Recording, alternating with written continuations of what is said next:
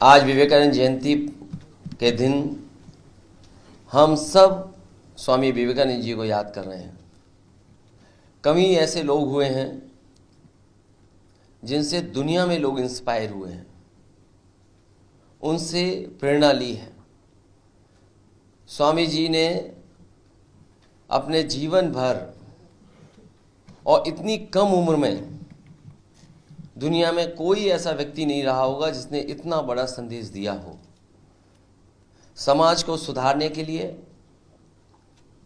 समाज कैसे आगे बढ़े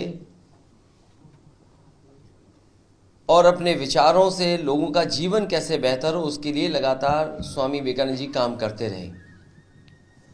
आदरणीय उदय प्रताप जी ने जिस तरीके से याद दिलाया कि स्वामी विवेकानंद जी की जो स्पीच थी शिकागो की, उसको हम सब याद करते हैं।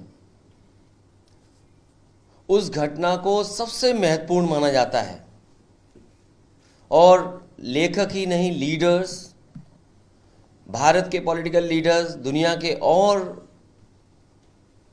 जो थिंकर्स हैं, उन्होंने भी इस बात की अपने भाषणों में, अपने लेखों में जिक्र किया है। और कहा जाता है कि जब स्वामी विवेकानंद जी स्पीच देने के लिए खड़े हुए तो उन्होंने जब ये कहा, sisters and brothers of America, न जाने कितनी देर तक तालियां बजती रही उनके स्वागत में। और जो उन्होंने संदेश दिया भारत का, भारत की परंपराओं का, भारत के धर्मों का, भारत की जीवन शैली को लेकर के, मैं समझता हूं दुनिया में कोई दूसरा उदाहरण और भारत का कोई दूसरा उदाहरण नहीं मिलता है। जहां उनके भाषण का एक हिस्सा मैं आपके साथ सामने पढ़ना चाहता हूं। उन्होंने कहा कि I am proud to belong to a religion which has taught the world both tolerance and universal acceptance. We believe not only in universal tolerance but we accept all religion as true.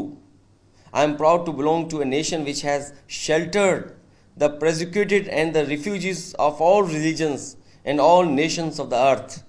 I am proud to tell you that we have gathered in our bosom the purest remnant of the, और continue की उन्होंने speech, जो उन्होंने दिशा दी कि गरीब की सेवा, कमजोर की सेवा, मानव की सेवा ही सबसे बड़ी है।